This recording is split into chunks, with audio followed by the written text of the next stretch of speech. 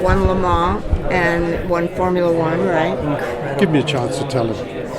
You're right. Giving him You're spoiling some the stories. background, just so he knows what to ask you. That's all. I'm giving him because he's doing this cold because he doesn't know. Good don't have Questions But go sit down. easy answers. There you go. It's very true. So you can sit down. Yeah, if we want to just pull up this chair right here. Pull up a chair, sit down.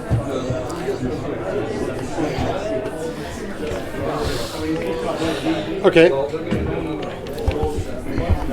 And I'll just put this right here. So, you've driven with Porsche. How long did you drive? I got a contract in 1976. Okay. You weren't born yet. No, I was not born yet. 2000. It's a long time, isn't it? Anyway, so 76 and I drove 11 years for Porsche. So which was very nice because I did a lot of experienced a lot of development from the 935 to the 936s and so on, and to the Moby Dick and so on, and then I went to the 956s and the 962s, the real race cars. I mean, they were all real race cars, but they were the best ones. In that decade, there wasn't anything better, save for the end when the Mercedes, the C9s came up, and then the C11s and so on. But Porsche was a great company. The irony was when I signed the contract in '76, 2 weeks later I got a letter from Ferrari. They wanted to talk to me and so on, but it was too late. But anyway, look, I mean, I'm not putting Porsche against Ferrari or whatever. It's just a different race program they had. I mean, Ferrari was more Formula One orientated. Porsche was sports cars and so on. So, but still, it would have been interesting to see just what I could have done there. Absolutely. You know, but Porsche was nice. Yeah. What do you feel? The history with all of history of Porsche. How is it going forward? How do you see Porsche continuing with the younger generations, and what has it meant to you as the culture? Eras change. Eras are like clockwork. You know, there's something new. It's ticking constantly, and we have, of course, a vast development in Porsche road cars, and that, of course, also made racing a complete different game again. So you have the very competitive and interesting sports car series, you know, the GT series, which is very competitive. It's very good. Porsche is always doing good. You know, because of the genes, really. I mean, it's been a sports car, a race car from the word go, from the, you know, and it's they've done a fantastic job over the years with the Le Mans and with the 917 Porsches, which sort of was a monster of a car, and it sort of created an image for Porsche which is unbeatable. The 917 is synonymous with racing, with the racing world, with Le Mans, with this sort of a victory in Le Mans and all this, and that became over important almost to me. But for Porsche, it was the right thing to do. The way they've done it and all that, perfect, and so on. And you know, right now, as the regulation changes and the interest grew again into sports cars, WEC we had was phased out at one stage because it became too much of a competition with Formula One. And unfortunately, some people had a brilliant idea in our group to give all the rights to a certain Mr. Bernie Ecclestone, the marketing rights. So you can imagine how long that lasted, to the end of the year, and then we were finished. But anyway, so I think for Porsche, which needs racing badly, like Ferrari, and they lost out big time. Ferrari lost big time when they didn't race successfully anymore, and when their road cars also suffered from that sort of lack of quality in in the competitive setting up of cars and so on, the way they run. So they had some not so hot cars in the 90s. There were okay cars, but not iconic cars. Not to up me. to the history, you could say. That's on, yeah. What did it mean to you to win Le Mans? And what is the history that how did it shape you, to be honest? Le Mans is to me somewhat overrated Why is that? because there's too much hype on the marketing value of Le Mans, 24 hours, and then you wonder why. We won the 24 hours in Spa, but with different cars and so on, with the touring cars, and it was lethal. We had 4 guys killed in the night, and this was something anyway which I could barely accept, but it was still a race which was of touring cars, of road cars, if you want, but fast cars, really good ones. And Le Mans was too much of a mix for a long time in the beginning.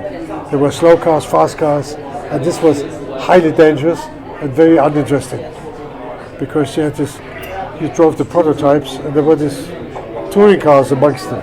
And I was glued to my mirror when I did it in '72 the first time, and I wished in the morning, I wished the bloody thing would blow up because I didn't enjoy it. Because you were constantly in the way for the prototypes. They were doing 340, 350, and we were doing 100, 270 the most. So that was an ill match, and it was highly dangerous for the fast cars too. So we had Bonnier killed in that particular year, and I thought, I don't like it like that. And plus the guardrails were mounted too loosely in the ground, things like that, which they have, of course. Not deep enough. Yeah, exactly. So, and I often spoke to the organizers, and they were FIA free. They were independent from the FIA, so they could do what they wanted. And there was no control, no proper control. The pits, they were the pits. I mean, literally, it's a wonderful expression. Fucking pits, and so on. And to me, this was. We had this when we had the accident in '55. We had this way open pit lanes, and then the cars could brake late and then slide into the pits, and then there you were. But this contained so much danger for cars who came up very fast, flat out behind. And when the accident happened, it was Levick with a Mercedes with the SLR. It had nothing to do to begin with. There was Hawkins with the Jag, who decided last second to pull into the pits. So he braked hard, and Austin Healey was, because of that, he had to brake hard too, and he swerved sideways into the path of Levick with the Mercedes. So then he was thrown to the other side of the road, and he hit a big concrete thing there, and the car just broke into pieces, and it killed 87 people. 87 people. 87 people. So Mercedes was leading at that stage, Sterling Moss, and they were leading by 4 laps. So they would have won it. Yeah. Mercedes pulled out everything. It was not their fault, but they pulled out for whatever reason. And that was for the drivers, it was terrible. Sterling Moss bitched to the end of his days about this sort of false movement false decision from Mercedes and so on. But to answer the question of Le Mans, all my likings or dislikings stemmed from those sort of developments and so on. So Le Mans, the 24 hours as such, I did quite often. Even so, in my contract, it was everything but Le Mans with the Porsche. That's why Derek Bell drove with Jackie. Normally I was partnered with Jackie for 11 years. We did all races together except Le Mans. Le Mans I was either on my own or not there at all, things like that. And it was quite funny. So I would have won Le Mans as often as Derek, together with Jackie. Gotcha. Even so, I was leading quite a few races and had some bad luck with some dissolving gaskets and this and that. Water ran out, we couldn't start it anymore. Stupid things like that. And Porsche was always funny because when Porsche had a lot of time to prepare, the cars didn't last long, which was really odd. If it was a hasty decision suddenly, and they had 1-2 months to get everything done, then they won the race. And it's often like that, when you have too much time to get everything done, and then at the end, it's not as fruitful because you work too slow and you leave too many things undone. Even so, partly because you forget maybe and so on. So that sounds a bit cruel for Porsche, but that's what happened. I mean, I had to admit it at some stage. Anyway. So what do you think, how do these events transfer the history onto these newer generations, and what does it mean to you to have this kind of event every year?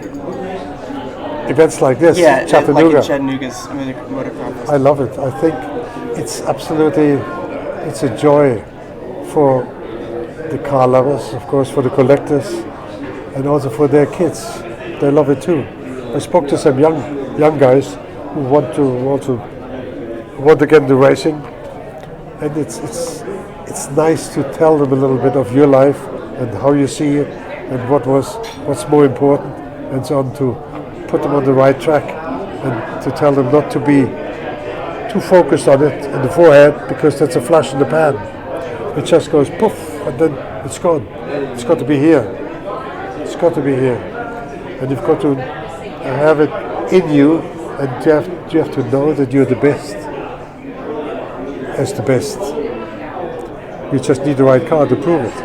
So, but you can do it. You know that, and so on. So that's what I always had. I had not the slightest problems with confidence or whatever. I knew I could do it. And the first time then I drove the race car, the proper touring car, the Alpha GTAs, I thought déjà vu. It was just like I always had imagined it to be. It's an aesthetic pleasure to drive a car, a race car. It's not the speed. The speed is irrelevant. The speed is what the car can do. If you need to do it, but it's not a challenge.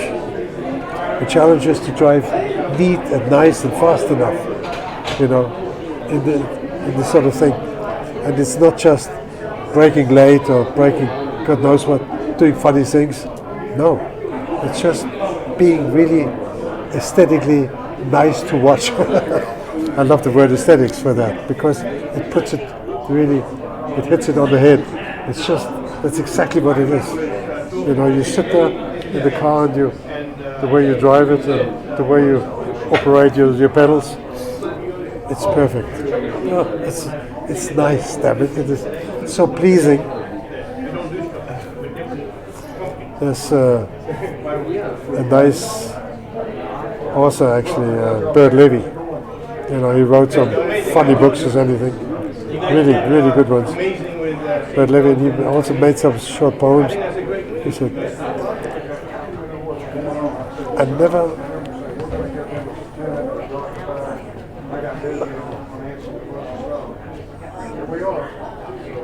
I forgot just now how it's in my head, but I have to get it together again. Yeah, it's okay. I've never found more peace than in speed, sort of, because that's on top in a minute. And but it's true. There is something in the driving aspect of a car which contains speed as well, but it's not the key factor. It's not the brakes. It's the key, not the speed alone. You need to be fast, of course, engine-wise. So you need to have good horsepower to go quick enough, and so on. So, but then you can, if you just keep it on the road and drive it nicely, then you win. I mean, she knows it. It's that simple, huh? So a final question for you. What is the soul of racing? How is it tied to your soul? How has it affected you in the most like deep parts of you? And where has it led you in your life? It affected me only when I was a young guy trying to get into it, and so on. And then, but I had the quiet confidence and the patience to work in that direction concretely, not looking right and left, just go for it. And you did whatever you had to do, and so on. So then finally, when you get there and you race and you're quick and you can prove it, and people give you different looks, suddenly you are somewhere. You're a race driver. And so how should that affect me? The world often changes around you more than you change yourself. If you become a successful race driver, you are a successful race driver. You're still nice. Look at Judy. And it's the people look at you differently. You know, they're overawed by your success, more or less. You know, with Hamilton for today, that would be here. The people would be, you know, totally open-mouthed. You know, impressed to they couldn't even talk to him without talking nonsense. Because you think you have to come up with something clever to ask, but you don't. We're normal people, race drivers too, and so on. And it's just a gratitude for the good years racing gives you, can give you. And in my case, it was good. Had a nice life, but it's still nice so far. With ups and downs, but you have to take that in your stride. You know, it's not just like this. That's bad. It's got to be a flow, ups and downs, and then you get something out of it, which is more important than just success. It's a certain gratitude, as I said. It's a humble feeling of for a good life.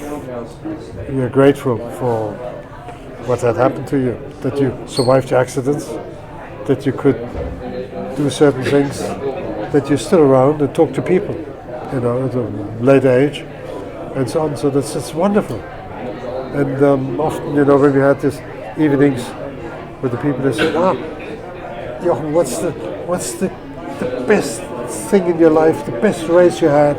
And I said, the best thing in my life is that I'm here tonight, that I can talk, like we can talk now, and so on.